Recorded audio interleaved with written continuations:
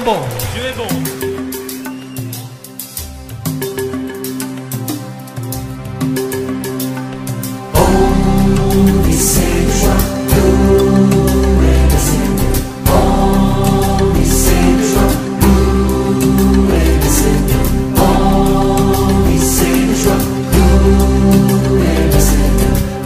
Chapitre 10, verset 25 à 37.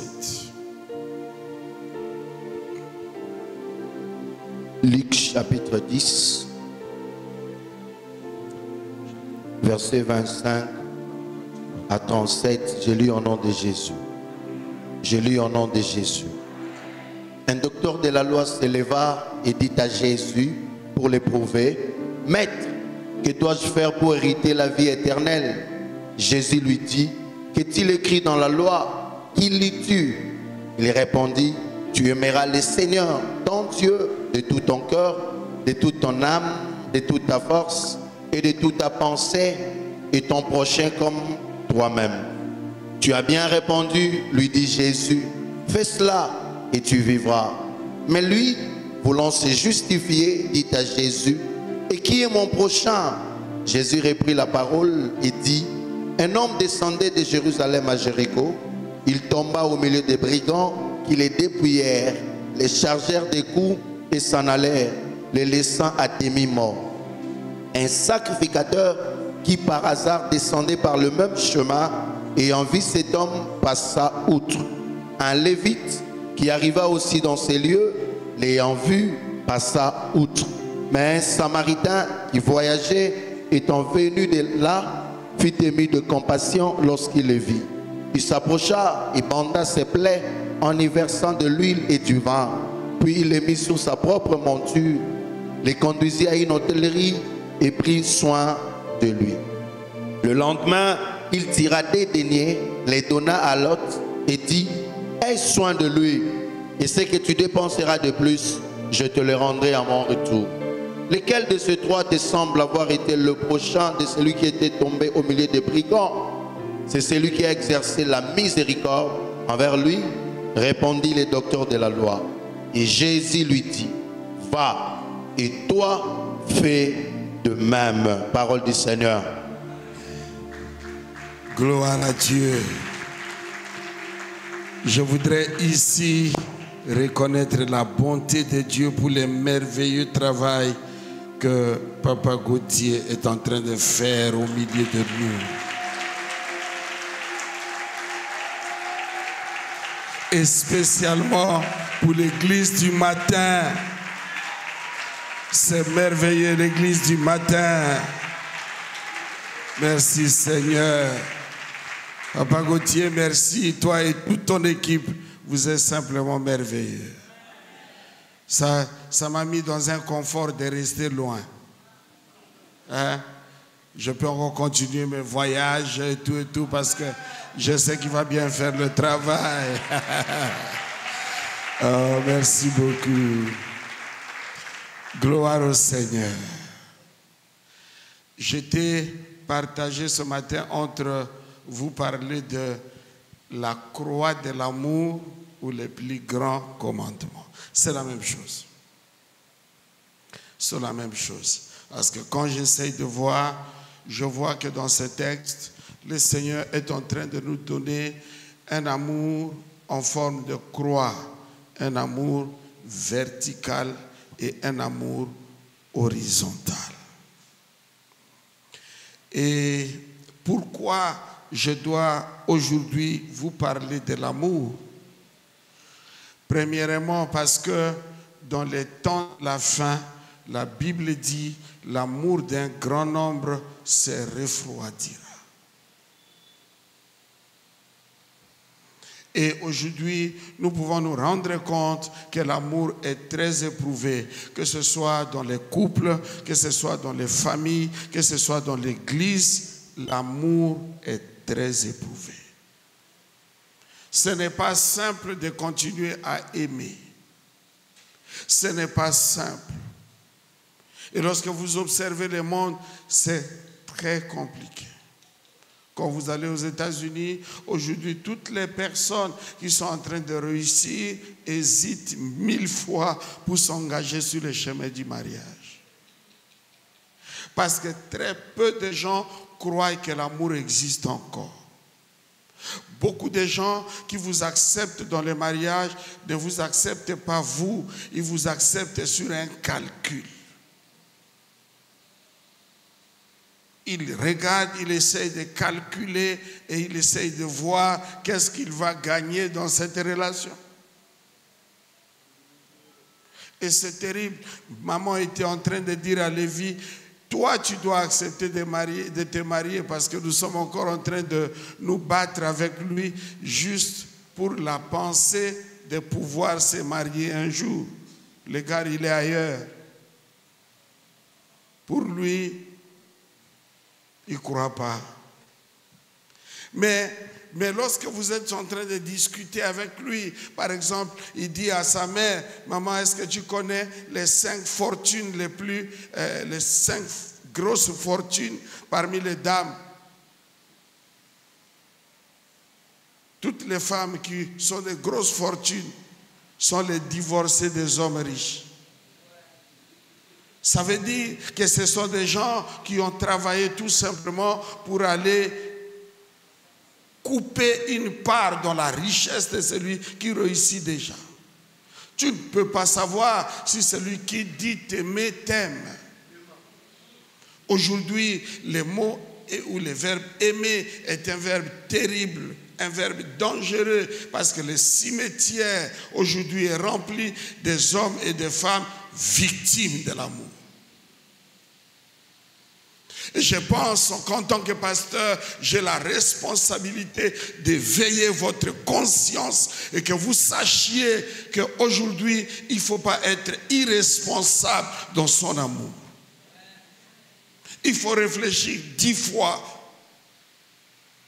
Il faut être sûr. Mon ami, ce qui est terrible, c'est que toi, tu peux aimer, tu ne peux pas être sûr que l'autre aussi aime.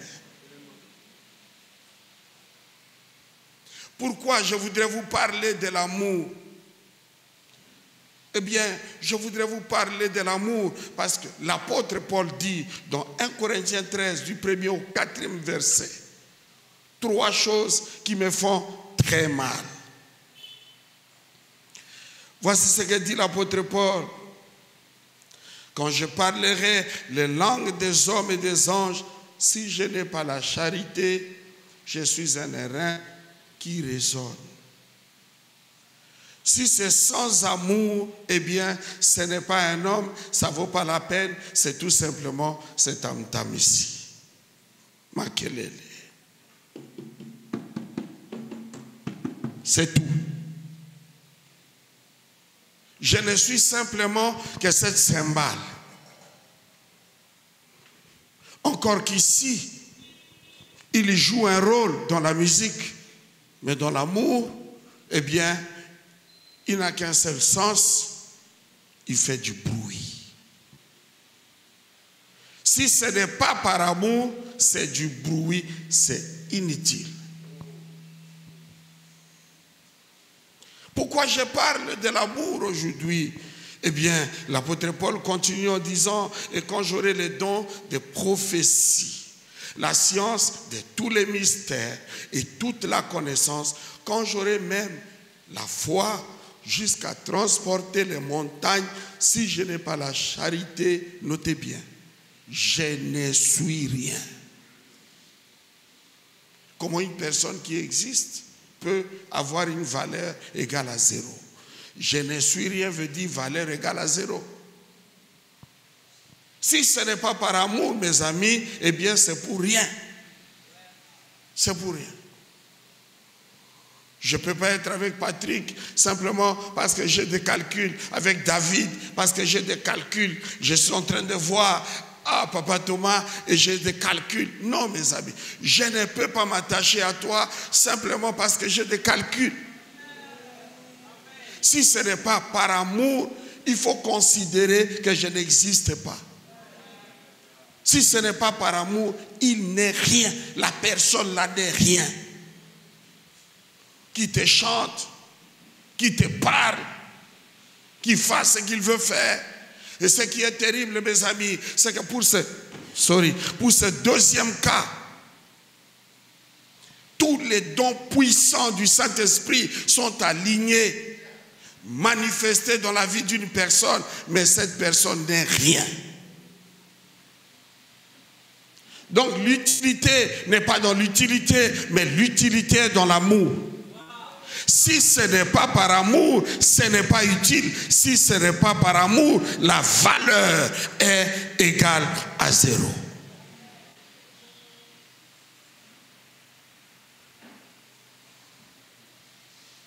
Et quand je distribuerai tous mes biens pour la nourriture des pauvres, quand je livrerai même mon corps pour être brûlé, si je n'ai pas la charité, cela ne me sert de rien, inutile. Vous savez, aujourd'hui, nous avons des personnes qui sont prêtes à tout, à toutes sortes de sacrifices, à toutes sortes d'aventures, à toutes sortes d'exploits. Mais la question, tout ça c'est pourquoi? Si ce n'est pas l'amour à la base, alors cela ne sert pas. Cela ne sert pas. Mes amis, l'histoire de notre vie avec le Christ et de notre vie avec Dieu n'est pas l'histoire des avantages et des intérêts. Mais c'est l'histoire de quelqu'un qui nous a aimés jusqu'à donner sa vie. La Bible dit, Dieu a prouvé son amour envers nous. On sait ce que lorsque nous étions pécheurs, son Fils est venu mourir pour nous. On est là dans une histoire d'amour. Comment dois-je répondre à l'amour sublime et à l'amour suprême du Seigneur à la croix? Chaque fois que je pense à lui, je pense à ce jeune homme de 33 ans. Il avait tout un futur glorieux, un ministère comme celui de Jésus. Je ne le vois pas de notre temps. Vous imaginez, mes amis? Jésus-Christ n'avait pas d'affiche à placer. Il n'avait pas de panneau à dresser. Mais partout il apparaissait, lorsqu'on savait que c'était Jésus, une foule venait là. Et du temps de Jésus, la démographie n'était pas si importante comme aujourd'hui. Il n'y avait pas de ville comme celle-ci, 12 millions d'habitants. Je me demande si Jésus-Christ pouvait exercer son ministère dans une ville comme celle-ci, quelle serait-elle? Mais dans ces petites villes, il était capable de réunir 5 000 hommes, 10 000. Dans ces petites villes, dans ces petites contrées, et parfois même dans des contrées désertes. Un ministère hors du commun. Moi, si j'ai un ministère comme celui-là, je vais négocier avec Dieu pour ne pas mourir, et surtout pour ne pas mourir à la croix. Il aurait dû dire à Dieu, laisse-moi un peu jouir de la vie. Il aurait dû dire à Dieu, Seigneur, papa, tu sais, je ne me suis même pas encore marié. Je n'ai pas fait des enfants. Mais pourquoi ces jeunes hommes, pleins de vie, pleins de succès, pleins de gloire, pleins de puissance, a accepté de mourir à la croix? La mort de Jésus n'est pas un accident. La mort de Jésus est une mort décidée parce qu'il voulait montrer à toute l'humanité que je vous aime.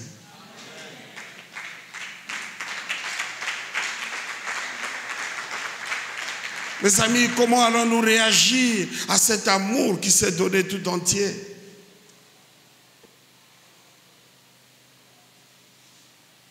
Personnellement, comment tu réagis à un tel amour?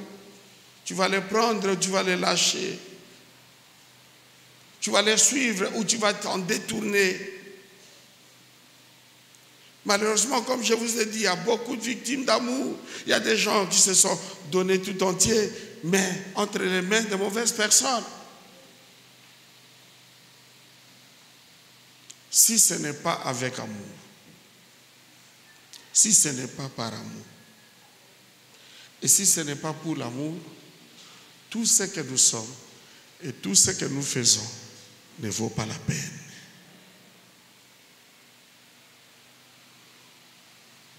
Seigneur Jésus, je l'ai connu, j'étais très jeune.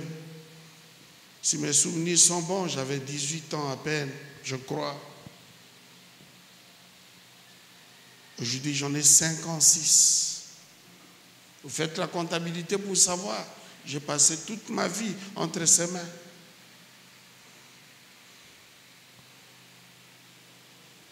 Et il a fait de moi quelqu'un. Aujourd'hui, il y a des gens qui me respectent à cause de lui, qui me considèrent à cause de lui. Je suis le produit de Jésus.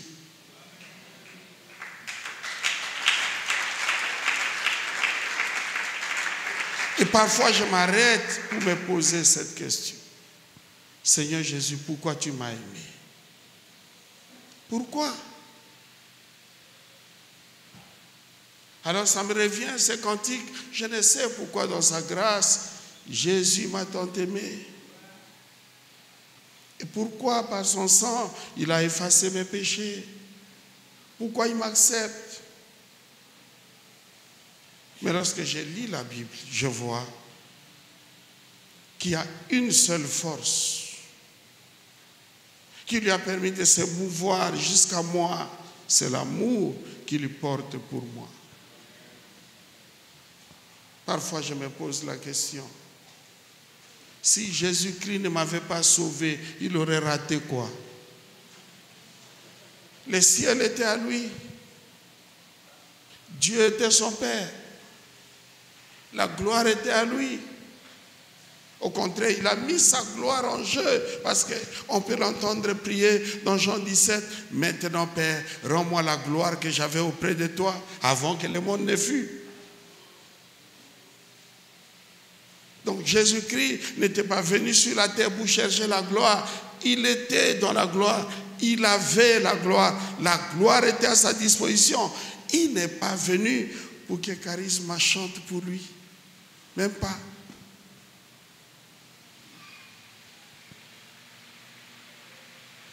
Et lorsque vous commencez à faire cette comptabilité, il restera une seule chose.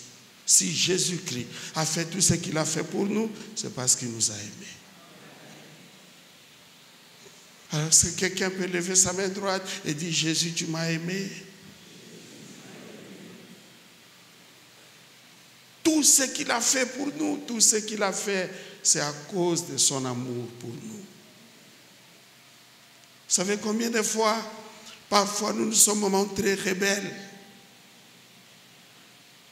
On a essayé parfois même de résister à la volonté du Seigneur. Il veut t'orienter, tu dis non.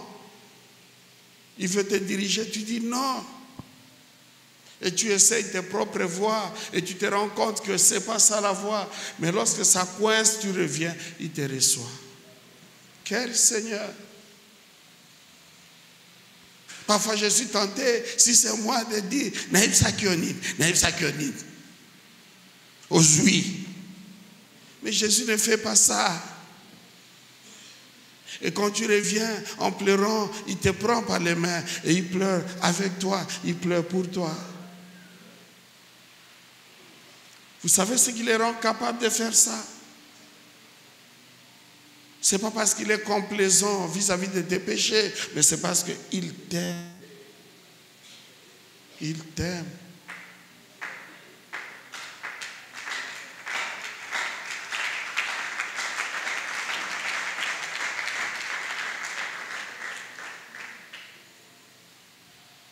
La vie nous a donné quelques privilèges. Il y a des hommes qui sont très beaux, élégants. Quand vous le regardez, moi, on va dire kitoko boy. Souvent, je regarde de jeunes filles, je dis, qu'est-ce que tu as fait pour naître si jolie? Tu crois que tu es la création des entrailles de ta mère pour être ce que tu es? Pourquoi toi tu es si jolie alors que les autres ne le sont pas? autant que toi? Pourquoi toi tu es si smart, intelligent, alors que les autres ne le sont pas autant? Tu crois que Dieu est injuste vis-à-vis des autres? Comment apprécies-tu tout cela? Pour moi, il y a une seule chose. Dieu nous a aimés. Alors, puisque Dieu nous a aimés, le plus grand commandement que Dieu nous donne, 1, c'est de l'aimer lui. 2, c'est d'aimer les prochains. Commençons par le commencement, aimer Dieu. C'est l'amour vertical qui commence par le bas et qui monte comme ça. Bien-aimés, où est-ce que vous situez Dieu dans votre vie? Il est sous vos pieds ou il est le très haut? Il est quelque part là ou il est le très élevé? Lorsqu'on parle de l'amour par rapport à Dieu, la Bible dit que aimer ne suffit pas. Il faut l'aimer de tout. Il faut l'aimer plus que tout. C'est-à-dire que vis-à-vis de l'amour de Dieu, tous les autres amours s'annulent.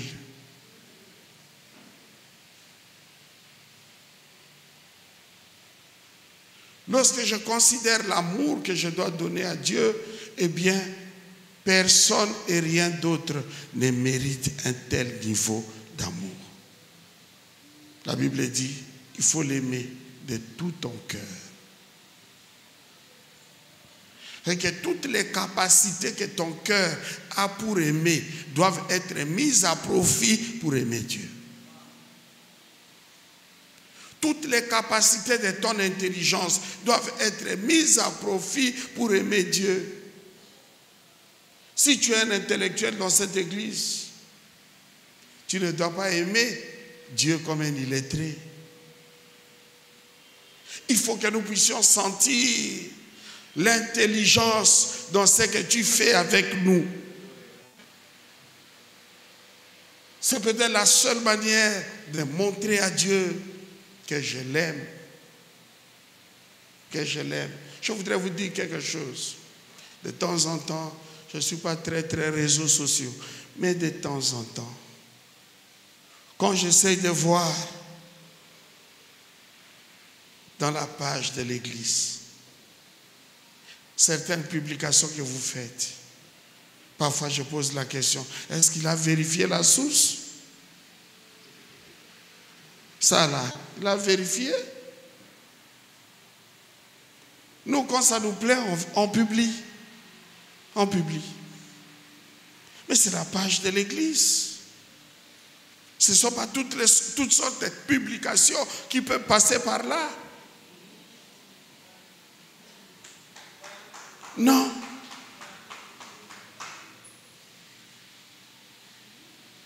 Je ne vois pas des gens qui se lèvent le matin et qui font passer la publication. Dieu est grand. C'est ce qui doit passer dans la page de l'église. Des publications qui exaltent Dieu. Des choses qui nous manifestent sa bonté, sa grâce, son amour. Pourquoi je parlerai de quelqu'un, même s'il a réalisé de grandes choses, ce n'est pas autant que ce que Christ a fait pour moi.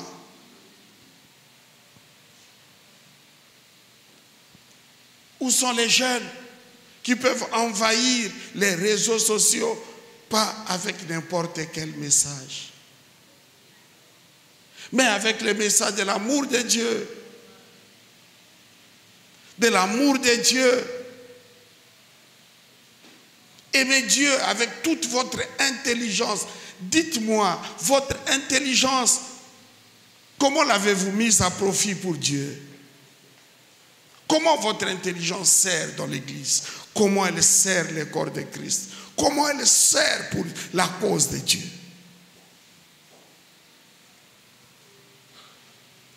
L'amour de Dieu est un amour total. L'amour de Dieu exige tout de vous. Tu aimeras l'Éternel, ton Dieu, de toute ta force, de toute ton intelligence, de toute ton âme. Aimez Dieu. Aimez Dieu. La Bible dit, celui qui aime son père ou sa mère plus que moi n'est pas digne de moi. C'est-à-dire qu'il ne doit pas y exister dans ton cœur un amour qui surpasse l'amour que tu portes pour Dieu. C'est pas normal. Vous voulez que je vous dise quelque chose? Il y a des papas qui chérissent leurs ordinateurs plus que leurs épouses. Alléluia. Quand il est avec son ordinateur, c'est le paradis, ciel sur terre. Il y a des mamans qui aiment novelas plus que leur mari. Ça, ce sont des incidents dans le foyer. Incidents. Mais la Bible dit, nous devons aimer Dieu plus que tout. Vous savez qu'un père, une mère, c'est des personnes inestimables. Mais la Bible dit, vous ne devez pas l'aimer plus que Dieu. Est-ce que je parle à quelqu'un? Est-ce que je parle bien à quelqu'un? Ce matin, je voudrais que chacun de nous évalue son amour pour Dieu. Évalue. Bien-aimé, tu ne peux pas te tromper. La chose que tu aimes occupera l'éclair de ton temps. La chose que tu aimes prendra le plus de ton argent. La chose que tu aimes, dis-moi, en une semaine, tu dépenses combien pour Dieu et tu dépenses combien pour toi?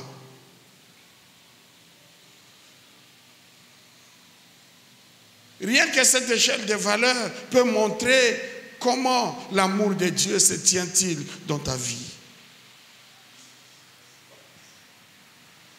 Quand on a aimé quelqu'un, on est capable de gros sacrifices.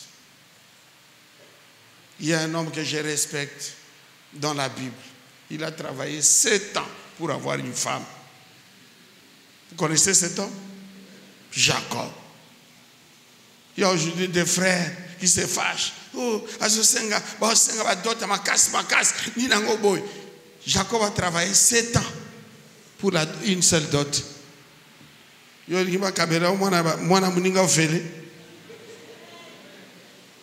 Alléluia. Alléluia. Oyebi ba faire boni à Sabuka. Oyebi ba dépense boni à salisa ba parents. Ba nuit blanche dans l'hôpital. Et toi, quand tu viens là, on te demande un peu d'argent. Ba l'électricité. Ba on peut ba l'électricité. Ba l'électricité. L'électricité. Yonde l'accent qui m'obale. L'accent nini qui m'obale.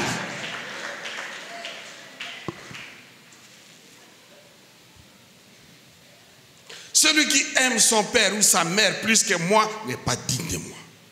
Celui qui aime son fils ou sa fille plus que moi n'est pas digne de moi. Bien-aimés, vous savez, parfois, pour servir l'amour de Dieu, nous privons nos enfants de beaucoup de choses. Heureusement que nos enfants sont eux aussi convertis. Parce que parfois, ils ont vu avec l'argent, mais nous n'avons pas mis ça à leur disposition. Et quelle église? Aimer Dieu plus que son père, aimer Dieu plus que sa mère, aimer Dieu plus que son fils, aimer Dieu plus que sa fille. Mais écoutez, aimer Dieu plus que tu ne t'aimes toi-même. C'est cet amour, cette relation verticale.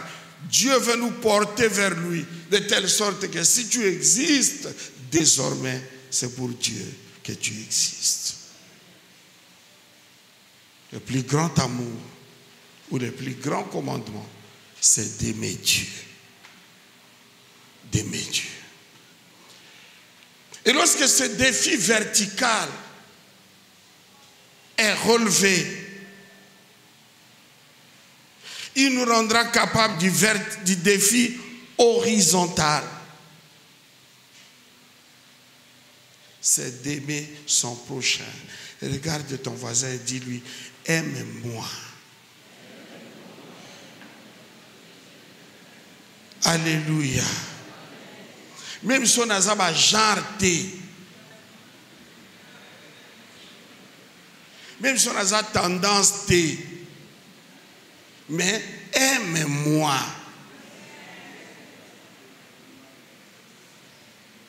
Bien-aimé, j'ai fait une expérience d'amour.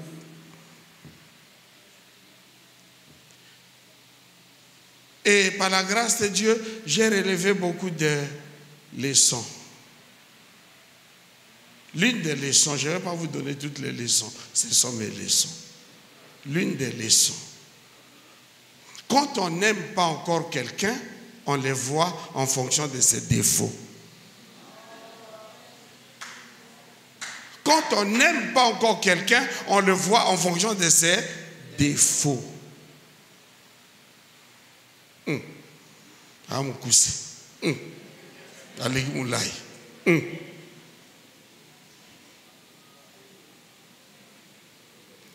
Allez, mon hindu. Azana pepe bandundu. Quand on n'aime pas encore, on apprécie en fonction de ce qui manque.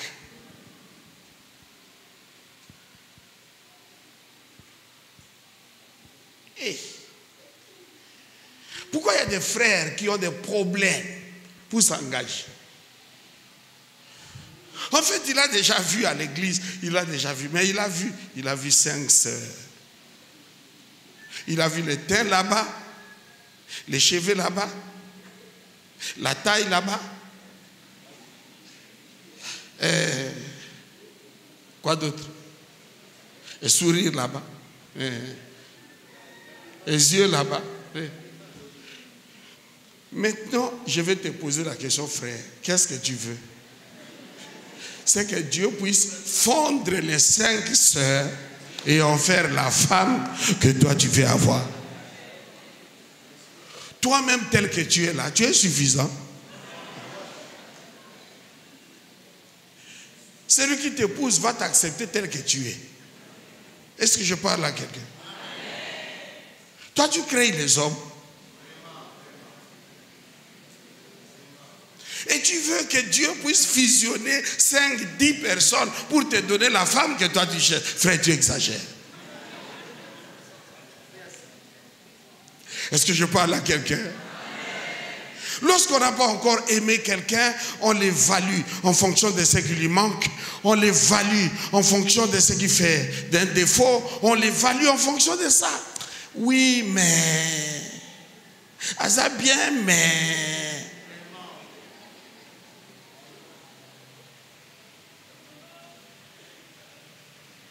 Celui qui va devoir t'épouser va t'accepter tel que tu es. Et si maman m'avait demandé d'ajouter 2 cm pour que j'atteigne la taille qu'elle cherche, comment j'allais faire?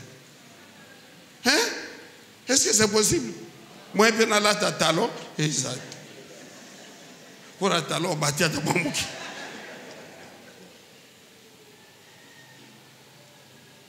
Seul l'amour est capable de te faire porter cette personne qui est à tes côtés telle qu'elle est. Vous savez, à un moment, quand j'ai lu la Bible dit, Jochébed, la mère de Moïse, l'avait gardé parce que son enfant était beau. Et la question que je me pose, c'est celle-ci. Est-ce qu'il y a une maman qui a déjà vu que son enfant n'est pas beau? Hein? C'est difficilement qu'une maman peut dire, et moi, c'est difficile. Parce qu'à cause de l'amour que la maman porte sur son enfant. Même si vous êtes en train de voir les défauts, elle n'est pas là-bas. Elle, c'est son enfant. Est-ce que je parle à quelqu'un? Je voudrais te poser la question. qu'est-ce qu'il te faut pour que tu puisses aimer l'autre? Il faut qu'il devienne qui? Il faut qu'il fasse quoi? Bien aimé, malheureusement, il y a des choses qui ne changeront pas. Je ne vis pas avec mon épouse parce que je suis un homme parfait. Mais parce qu'elle m'a supporté, elle m'accepte tel que je suis.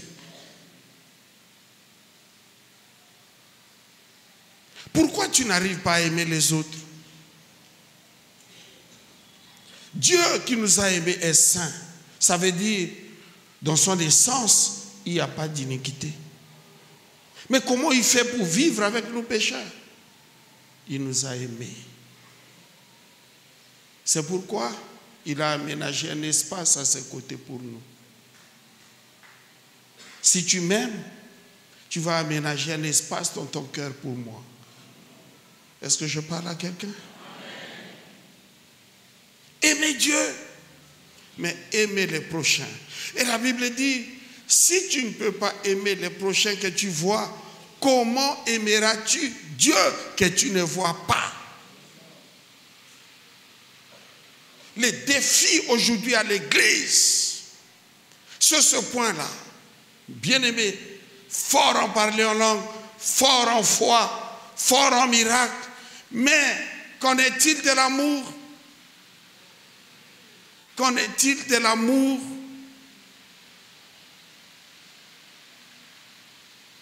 En tout cas, dans une église comme celle-ci, si chacun de nous peut aimer au moins une personne, certaines souffrances ne seront plus. Je dis amen à votre place. Certaines souffrances ne seront plus. Parce que celui que tu aimes, tu prendras soin de lui. Celui que tu aimes, tu vas lui faire du bien. Celui que tu aimes, tu vas l'aider. Celui que tu aimes, en tout cas, tu ne resteras pas indifférent vis-à-vis de lui. Je n'ai pas le temps pour revenir sur ce texte de Luc 10, la parabole du bon samaritain. Le lévite passa outre. Le sacrificateur passa outre. Bien-aimé, vous savez combien nous sommes devenus indifférents? Indifférents. La souffrance de l'autre, c'est sa souffrance. Et talingate. Donc, on passe comme si on n'a rien vu. Le contraire de l'amour, ce n'est pas la haine, mais l'indifférence. Indifférent. J'ai vu comme si je n'ai pas vu. Je vois comme si je ne vois pas. Et ça, c'est en train de précipiter notre monde dans un gouffre, dans un fond noir. Nos familles sont précipitées dans un fond noir. Bien-aimés, vous me connaissez, je peux parler jusque demain.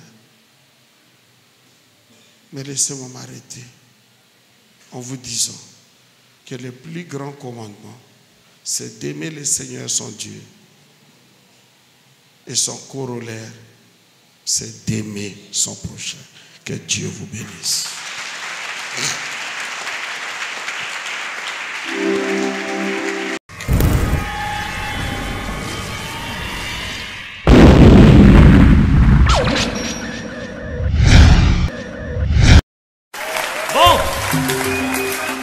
Bon. Dieu est bon.